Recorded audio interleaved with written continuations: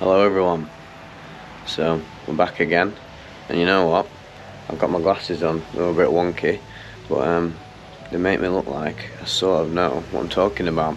So what are we talking about? Today I'm talking about all the life lessons I've learned from around, I think, 4 or 5 times I've done our partner in crime dimethyltryptamine consciousness medicine, as I like to call it. I'll just get straight into it. Recently, I did DMT. My glasses are now wigging me out because I realised they're wonky, so I'm going to take them off because that's going to annoy me. Thankfully, I'm only short-sighted, so I can see this lovely flower in front of me. The first thing, or main thing, that DMT is teaching me at the minute, and I'm actually putting into action in my life, is the very act of forgiveness and how important that is. Forgiving yourself, forgiving others, and also on top of that, saying sorry when you know you need to say sorry. How many times do we build up all this energy inside of us where we've wronged someone or acted like a devil and been out of line with our purest self and fallen into the trickery of the shadow? I know I do it. I know there's people who I've wronged in life where I've been like, oh, I don't need to apologise, they did this to me, and well, I guess I did that to them, but we should just leave it because I don't really fancy fessing up to the devil within. But you know what, it's really what you need to do. And when I did DMT recently, which I won't talk about how it came about, it just found me, man, which is very interesting that people are saying that, because my whole relationship with it, I've never actually sought it. It's just come about very, very naturally at the best possible moment, oftentimes in the most amusing moments as well. The moments where my ego can't even think about being like, oh no, maybe it's not a good idea, where I literally just don't even think about it, just like, yep, let's go. And they are usually my best trips. I'm going to keep walking around so that my ADHD brain is stimulated. So in my recent foray into the DMT space, it made me realise that I have a lot of apologising to do for my behaviour with just friends, past relationships, family members, anyone who I've ever, even just people online, through my Discord and through my Instagram, through Vivec, that I've ever just acted like a devil with, a separate, limited self that didn't understand the connective tissue that binds us all, and the moments where I broke out and was, just being a dickhead. So I apologise to all the people that I could within reason, and not only did I want to do it for them because I want the best for them and love them all, it was good for me as a person to let go. And that's the second lesson I've gotten from DMT, is and this must be said as well, just before I get stuck in, these insights that you gain from psychedelics, they are profound and they can change your life, but it's super integral that you integrate them yourself. They'll help you come to these insights. They'll bash you over the head with spiritual insights into the nature of love, the universe, God and consciousness, etc. But it's up to you when you come back to this, the material physical plane. It's important for you to actually take those insights, the theory, and put it into practice. Otherwise it was basically just a bit of empty theory. And how are you going to pass your driving test if you just get the theory right and can't actually drive the car? That's sort of what's going on with psychedelics. You don't know how to put the gear stick in and rev that engine, the car's not going to move. You can have all the ideas about how to use it, like, oh yeah, here's the button that gets the washer fluid out onto the windscreen, but if you don't actually touch it and get it done, it's not going to get done, is it? So getting back to what I was actually on about, I'm sorting myself out with these videos. I'm still learning how to do them. So yep, letting go is the second big lesson I've learned from DMT, because I think DMT is now becoming probably my very favourite psychedelic, because it doesn't feel very much like a trip. It feels like a blast off, man. And I think I really prefer that, because it doesn't give me it don't give me ego. It don't give me ego a chance to fight back. It literally it's like gone, bash. And I think I prefer that, you know. I think that's more up my alley and how I operate. I'm starting to, every time I take psychedelics now, which on the infrequent occasion where I feel the calling, I'm not getting as much of a profound experience as I used to, and actually, and sometimes having sort of a quite a uncomfortable experience. Not even in like in a good way. I don't even think I come away from the trip having learnt anything. So this is just me on my own personal journey. Everyone's on a different path, aren't we? We're all walking a different path towards the same goal, which is unity, innit, buddy? So yeah, this is just me talking about everything I've learnt personally. It might be very different for you. You might never get these, you might never learn these lessons through DMT.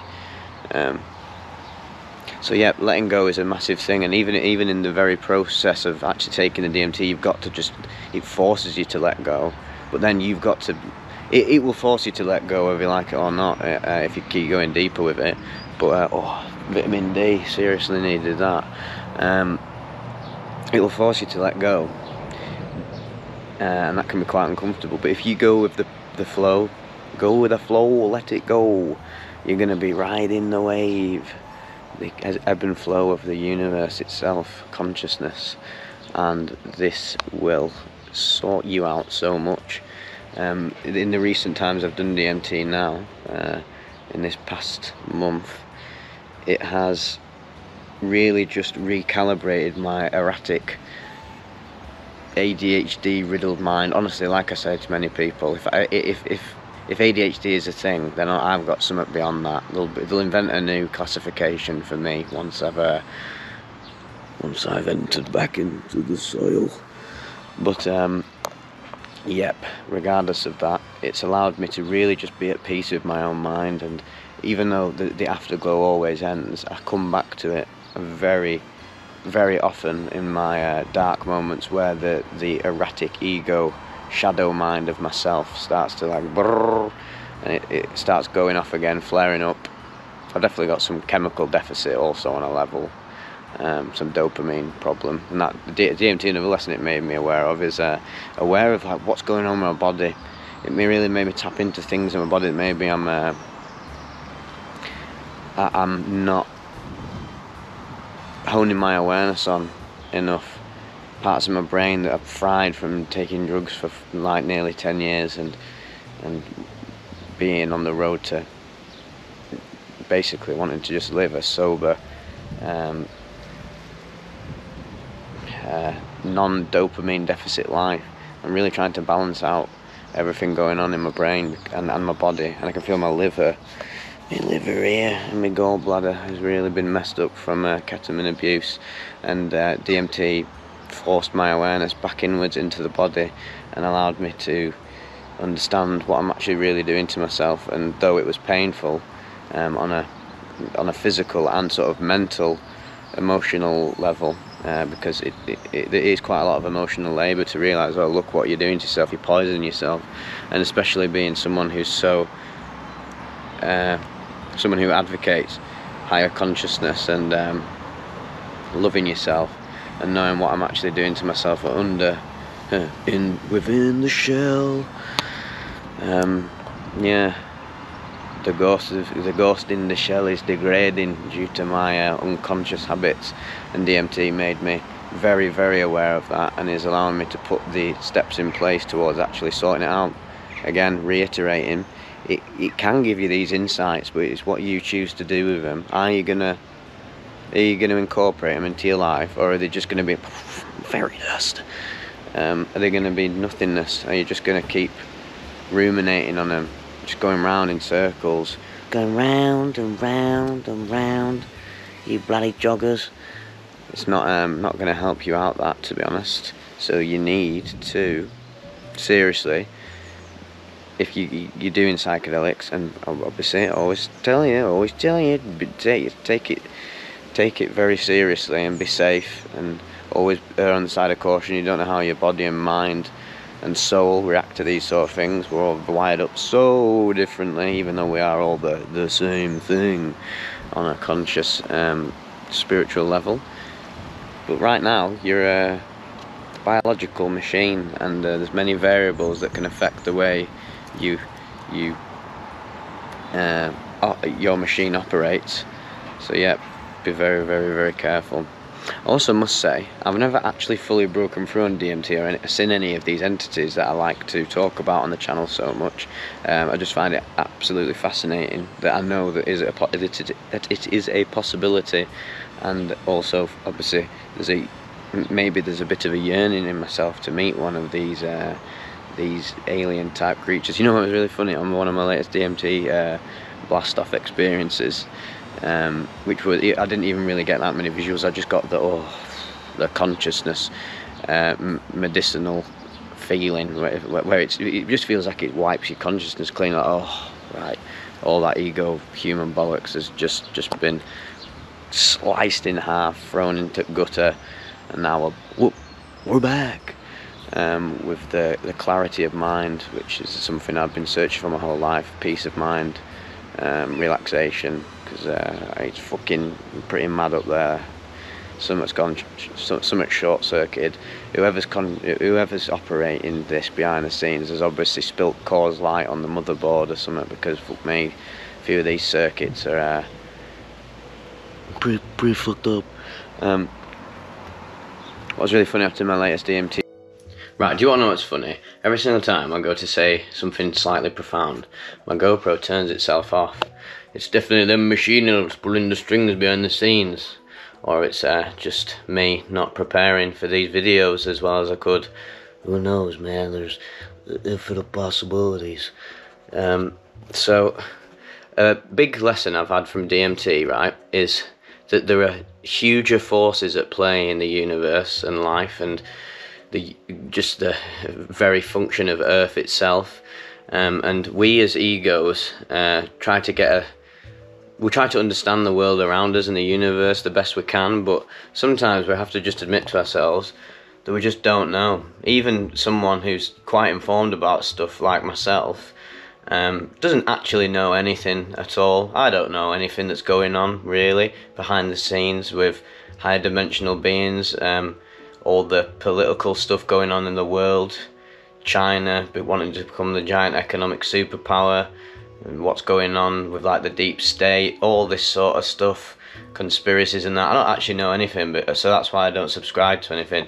The only thing I do subscribe to, sort of in a conspiratorial sense, is them bloody UFO boys, because I think it goes from I mean, where's the conspiracy for me? I've read so much into it now, that there's actual genuine scientific fact to it, not in the traditional scientific way of like, right, we've got a picture of this UFO and we can analyze it, and we've got its atomic structure and it's open to the public. It's like, no, you got to keep reading between the lines, and that's what DMT taught me, to read between the lines more and have more of a nuanced perspective on life, and don't think of things, don't try to reduce everything down to its most simple to understand, in simple to understand manners, because life is way more complex than reductionism wants it to be.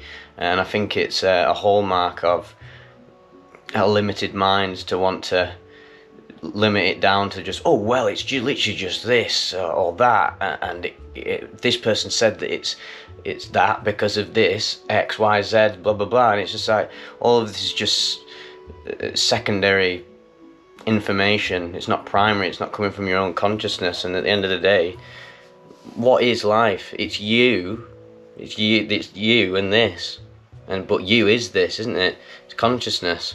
So a lot of the answers lie within, but our minds are clouded, and that's the beauty of DMT. It allows us to decloud and see beyond the veil, and tap into some higher truths that actually exist within inside us, at all times. It's just you tapping into them, but you are also limited on a level through your biological structure.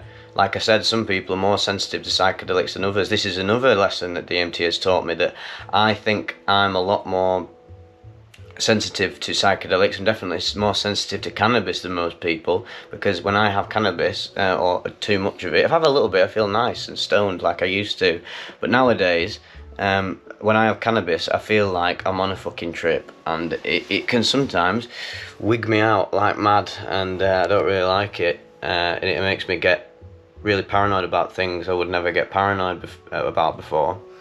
So yeah, that's something that I've had to just get my head around lately, that damn, not only am I really sensitive to psychedelics, genetically speaking, I'm also becoming more sensitive to them over time, and every time I do them now, I'm very, very cautious about how much I take, because I know that me taking, I know I just have got now thanks to DMT as well, something that's an insight that's really crystallized into an actualization within myself, is knowing my limits and being aware of when I'm taking things overboard with anything, overeating, dopamine obsessive habits like phone and food and drugs and sex and whatever, and just being super aware of myself and what I'm doing in the moment. And if I do end up falling into them bad habits, I just consciously watch myself doing them and notice the effect that it has on my mind, my body and my soul, and oftentimes it's not a good one. So in a sense that's actually a good thing, because it's allowed me to understand myself more through the struggle and suffering of life, and really be sort of another thing it's really helped me with is be appreciative of the suffering that I've been through in my life, and how it actually was the character development arc that Vivec needed to make him be in the here and now and making this video. So yes, I know it's hard when you're suffering, and many of you are, and I really empathise with you, and you know that I love all of you, probably more than I love myself, and I know it's hard when you're suffering and you're in the midst of it, but sometimes you've got to have that meta consciousness to see how this all fits into the grand narrative of what we call life, or even specifically your life, and how eventually you will get yourself out of the pitfall that you're in right now, and you'll move on to greener pastures and be on a much greater path, well, much more harmonious path than you were beforehand. But then you'll see the darkness that you went through as being the catalyst or the fuel for the fire that instigated the next chapter or arc in your life. And yes, I think that's all DMT's really taught me, other than, I'd say, the last one, the fractal nature of everything. My most recent quite deep blast off, where I didn't actually break through, but I was on the borderline. I literally just fell backwards onto the floor, and I just looked straight up at the clouds, and I saw the fractal nature of everything, and saw how within every single part of the cloud, every single point, or you could even say atomic point on a level, or quantum point, is a universe within itself, and even my hand here is a whole universe within itself, and you could just keep zooming in on it forever and ever and ever, and actually zoom into it so far that you actually come back out here and come back through the point of view that our consciousness has right now. And it just really does go on forever. It's infinite and it's mind-boggling, but it's beautiful. And what can we do about it? We're here, aren't we? We're here, we're in this physical plane for a reason. Better just get on with it, try and make the most of it. Just have a good time, as Devo would say. He was a lot smarter than we truly realise, Devo. Just have a good time in it. And if you're not having a good time, eventually you will make your way out of it if you have the consciousness, awareness and drive to carve out a better life for yourself. And I know you can do it, because you are more powerful than you'll ever realise. So yeah, hope you enjoyed this video. Probably a lot of waffling, as per usual, and lots of technical hiccups, but it wouldn't be a Vivec camera vlog without it, man. So yeah, that's Joker from Persona 5. He's figured it out, hasn't he? Look, he's dripped up to fuck, and I'm sat here chatting absolute shit on YouTube to loads of people who probably fucking think I'm the Antichrist. But I guess it's all part of the plan, Kakarot. Right, anyway, I'm gonna go now. See you later.